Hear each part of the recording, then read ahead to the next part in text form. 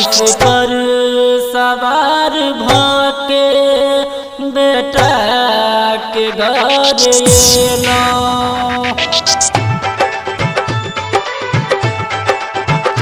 हंस पर सवार भके बेटा के घर एलो। हंस पर सवार भके बेटा के घर एलो। हमर सपना भेल पूरा शारदा भवानी एलो। हमर सपना भेल पूरा शारदा भवानी एलो। हंस पर सवार भके बेटा के घर एलो। हंस पर सवार भके बेटा के घर एलो। Mix by Sonu Kushwaha, Dhekaha Bazar Motihari. बेटा के घर एलो। आप सुन रहे हैं शिवानी रिकॉर्डिंग स्टूडियो की शानदार प्रस्तुति। Mix by Sonu Kushwaha, Dhekaha Bazar Motihari. माँ से आस लगल छे मिलैले प्यास जगल छे प्यास जगल छे। माँ से आस लगल छे मिलैले प्यास जगल छे।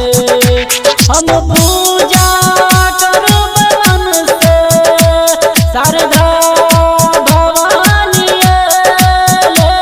हम पूजा करब मन से शारदा भवानी एले। हंस पर सवार भके बेटा के घर एलो। हंस पर सवार भके बेटा के घर एलो। बेटा के घर एलो। Mix by Sonu Kushwaha, Dhekaha Bazar Motihari.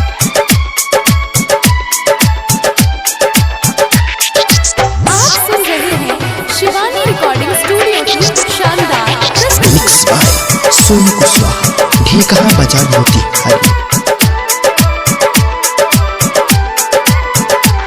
हाथ में कंगन शोभै छे माथे मुकुट शोभै छे मुकुट शोभै छे। हाथ में कंगन शोभै छे माथे मुकुट शोभै छे। राम मन से करत भजन शारदा भवानी एले। राम मन से करत भजन किस्मत खोल देते। हंस पर सवार भके बेटा के घर एले। हंस पर